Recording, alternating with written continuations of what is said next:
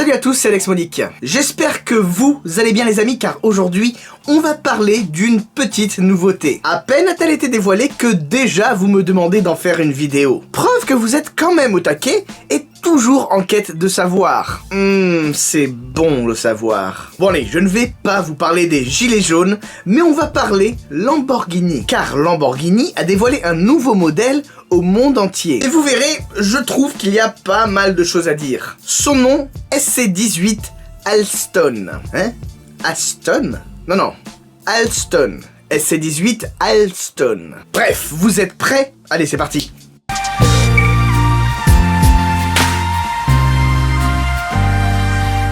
Bon, alors je ne sais pas ce que vous en pensez, mais je trouve qu'en ce moment, la marque italienne est assez chaud patate. En effet, ils ont fait quelque chose d'assez remarquable et rare pour la marque, que je n'avais pas vu depuis 2012. Bon, certes, ça fait à peine 6 ans, ce n'est pas une éternité, mais quand même. Qu'est-ce donc? Eh bien, Lamborghini a fait un modèle unique. Et oui, nous sommes face à un one-off, un exemplaire unique, créé exclusivement pour un client, un très bon client de la marque, féru de compétition. En effet, là où les Reventon, Centenario, Sesto Elemento et autres Veneno sont des éditions ultra limitées, nous sommes là face à un modèle unique. Or, je n'avais personnellement pas vu ça depuis l'Aventador J en 2012. L'Egoista ou encore la Terzo Millennio, ça compte pas, hein. Il faut que ça roule et que ça ait été commercialisé, quoi.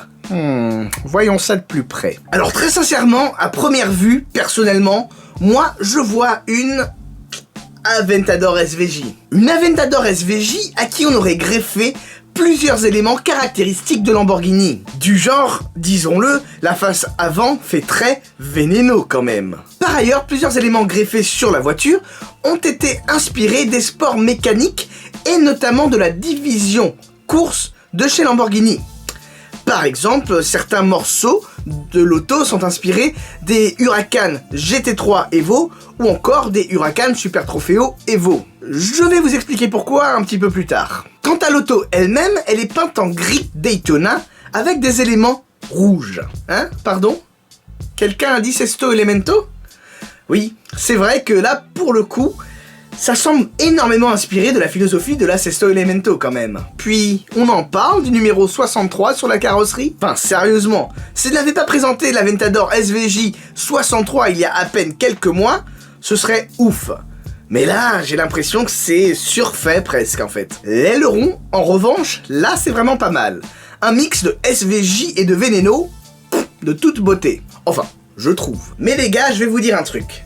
Le souci, c'est que les premières impressions sont vachement importantes. Or, dès le début, j'ai eu beaucoup de mal à voir un véhicule unique, contrairement par exemple au SP de Ferrari. Alors certes, hein, ça dépend desquels.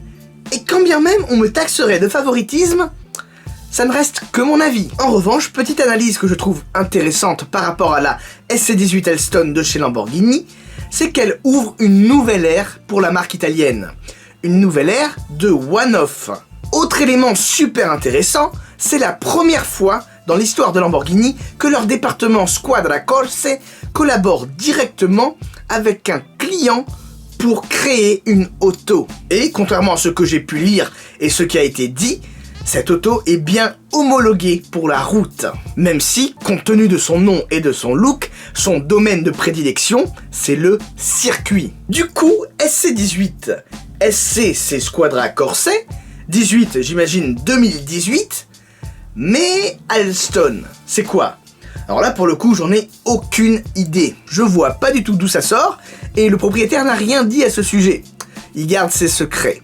Donc, mystère et boule de gomme. Sous le capot, on retrouve le V12 6,5 litres, développant 770 chevaux pour 720 Nm de couple. Plutôt pas mal, mais rien de transcendant par rapport à une Aventador SVJ par exemple. Personnellement, je pense vraiment que l'auto prendra tout son sens sur circuit, là où elle s'exprimera le mieux. Mais disons-le, sur le circuit, il y a toujours un risque d'accident. Or, Lamborghini n'a pas communiqué le prix de l'auto. Enfin, tu me diras, Ferrari ne communique pas non plus officiellement le prix de ses one-off, donc rien de très... voilà quoi. Toutefois, je pense que l'auto dépasse allègrement le 1 000 000 d'euros. Quand bien même je trouverais ça un petit peu abusé, Écoutez, c'est les prix. Pour terminer, est-ce que vous vous souvenez lorsque Lamborghini disait qu'il n'y aurait pas de nouveaux modèles avant un certain moment? Du coup, je suis en droit de me poser la question, est-ce que ça, c'est un nouveau modèle? Puis, est-ce que vous vous souvenez lorsque je vous avais dit que Lamborghini avait invité énormément de gros clients à l'usine pour leur présenter un nouveau modèle? Eh bien, figurez-vous que j'ai eu confirmation que ce n'était pas ça. Ce n'était pas la Lamborghini SC18 Alston.